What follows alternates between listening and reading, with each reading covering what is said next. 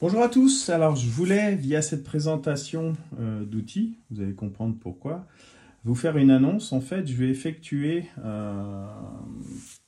toute une série de vidéos de montage qui vont être destinées principalement aux débutants.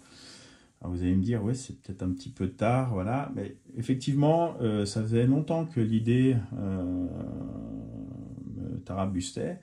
Et puis, en fait, dernièrement, sur une vidéo, personne qui avait visionné celle-ci m'a contacté, m'a dit: mais Damien, ouais, je suis vos vidéos, c'est bien, mais c'est vrai que des fois on ne comprend pas les termes utilisés ou la technique vous survolez.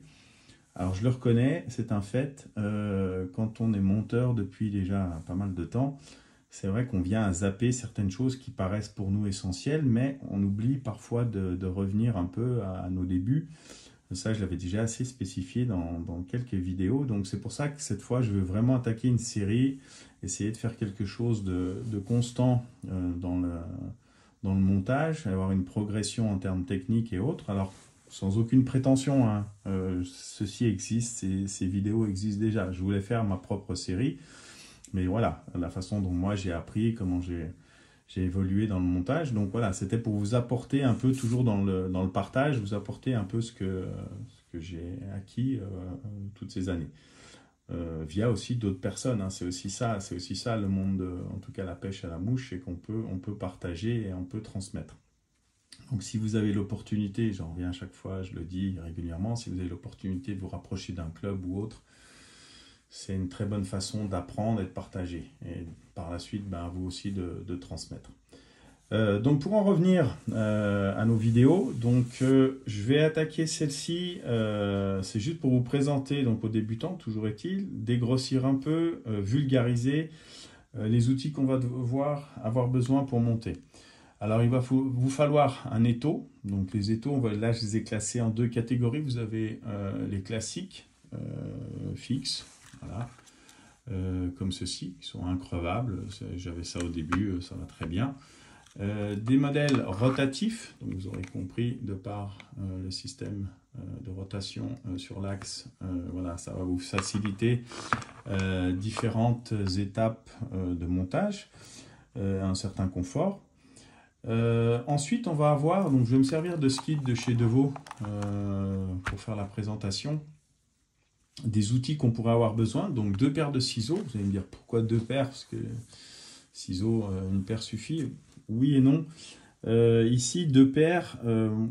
Pour ma part, je destinerai une paire au fil de montage. Donc fil, c'est ce fil qu'on va utiliser pour tout ce qui est fixation de plumes, de poils, de matériaux synthétiques, de lestage sur un hameçon. Donc autant conserver son tranchant, parce qu'on voudra quelque chose d'assez coupant pour vraiment faire des finitions propres.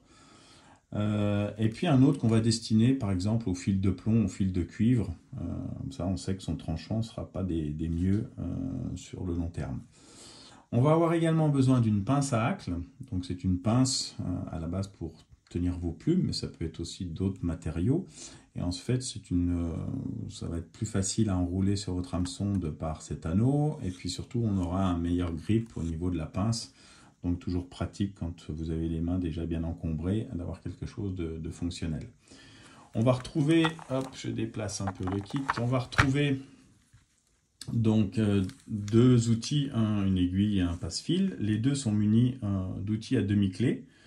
L'outil à demi-clé, en fait, une demi-clé, c'est quand vous allez faire une ligature provisoire sur votre mouche. Voilà. Mais par la succession de ces demi-clés, à la limite, vous pouvez très bien faire un nœud final de votre mouche.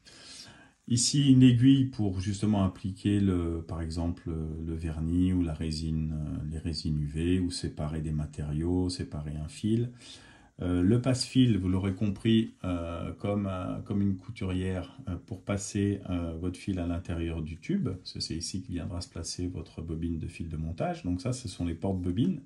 Ici, il y en a deux, c'est pas mal parce que de toute manière, vous en aurez plus si vous poursuivez dans le montage parce que c'est quelque chose de pratique d'en avoir plusieurs. Alors là aussi, j'essaierai de vous expliquer, il y a plein de formes, de tailles, de techniques, de porte-bobines plus techniques que les autres. J'essaierai de vous faire un descriptif. On retrouve également un finisseur de nœuds ou appelé whip finish qui lui va vous former la ligature finale vraiment un peu plus on va dire un peu plus abouti qu'avec les demi-clés, mais encore que. Mais voilà, ça sera à peu près dans les outils ce que vous aurez réellement besoin pour monter correctement des mouches. Après, il manque quelques petits ustensiles, du tasse-poil, du twister, enfin, voilà. Mais ça, dans un premier temps, c'est quelque chose d'assez bien pour débuter. Ici, je vais vous parler brièvement des hameçons. Donc, vous faire la présentation. J'ai aussi, toujours pareil, sous la même action de vouloir un peu vulgariser, je les ai mis en 3 catégories. Il y a plein d'autres sortes, il y a plein d'autres variantes, il y a plein d'autres... voilà. Mais pour vous donner un ordre d'idée, vous allez avoir donc les hameçons dits droits. Je vais peut-être zoomer un peu. Attention, ça bouge. Voilà. Vous avez donc les hameçons droits. Donc vous aurez compris que c'est la forme de la hampe. Cette partie-là, ici, s'appelle la hampe. Ici, vous avez l'œillet. Vous avez la courbure et la pointe. Donc aussi, on retrouve les courbes. Donc, vous aurez compris de par leur forme également, plus arrondies. Et ici, les gigues. Donc, les gigues sont des hameçons pour monter des nymphes. Donc, on appelle nymphe tout ce qui va couler, qui va passer sous l'eau. Donc, qui auront, eux, un lestage particulier, qui sont destinés à certains types de nymphes. Ils ne sont que destinés à la nymphe. Vous pouvez pas, enfin, ils ne sont pas utilisés pour le montage des sèches. Donc, ça, c'est, voilà, ça, c'est dans un premier temps, les hameçons. Donc, on va plutôt s'attarder sur ces 2 modèles qu'on va utiliser principalement. Donc ceux-ci vont être utilisés pour des nymphes, pour des chironomes, pour des émergentes. Donc on appelle émergente l'insecte qui est prêt à sortir de l'eau. Donc ça c'est pour les courbes, appelées aussi cadices. Et puis ceux-ci qui sont, on va dire, la plupart du temps utilisés, enfin dans de nombreuses situations. Donc ces hameçons droits, qui peuvent être utilisés pour les nymphes, pour les émergentes aussi, pour les sèches, et avec une hampe un peu plus longue pour les streamers. Un streamer, c'est une imitation de poisson fourrage, de poissonnet, d'alevin, de tout ce que vous voulez, mais avec une hampe beaucoup plus longue pour former un corps plus volumineux en termes de matériaux, et puis avoir quelque chose qui se rapproche justement au poisson fourrage et autres. Donc celui-ci va être utilisé assez souvent. On va dire que voilà, c'est 60 à 70% du temps, on va utiliser cette forme d'hameçon type droit. Après, vous allez retrouver des hameçons qui vont être plus courts en taille de hampe, plus longs, comme je vous l'ai expliqué pour le streamer. Et puis surtout, vous allez entendre aussi régulièrement le fait qu'il soit fin ou fort de fer. Alors qu'est-ce que cela veut dire? On sait que les hameçons sont faits d'un acier, d'un alliage de carbone et de fer, mais les forts de fer ne vont pas être des hameçons qui ont un taux de fer plus important. Non, c'est que les fabricants vont utiliser un fil un peu plus gros, donc forcément qui vont être plus lourds, donc qui vont être plus forts, donc qui sont, voilà, on va utiliser pour tout ce qui coule principalement. Donc vous aurez compris par cette explication qu'un hameçon fort de fer va être plutôt quelque chose destiné pour aller sous l'eau, et un fin de fer, essayer de rester à la surface. Donc on allège, tout comme pour les matériaux, on va utiliser des matériaux appropriés pour pouvoir avoir le plus possible quelque chose qui flotte. Donc voilà, ça c'est pour vraiment dans les grandes lignes vous expliquer les hameçons, mais bien sûr sur chaque vidéo j'essaierai de détailler, et puis surtout comme je vous l'ai dit, n'hésitez pas à mettre en commentaire des demandes d'explications que j'aurais pu zapper, voilà, que j'aurais pu survoler aussi, parce que ça, j'essaye de me mettre dans la peau de quand j'ai débuté, mais mon Dieu, ça fait longtemps.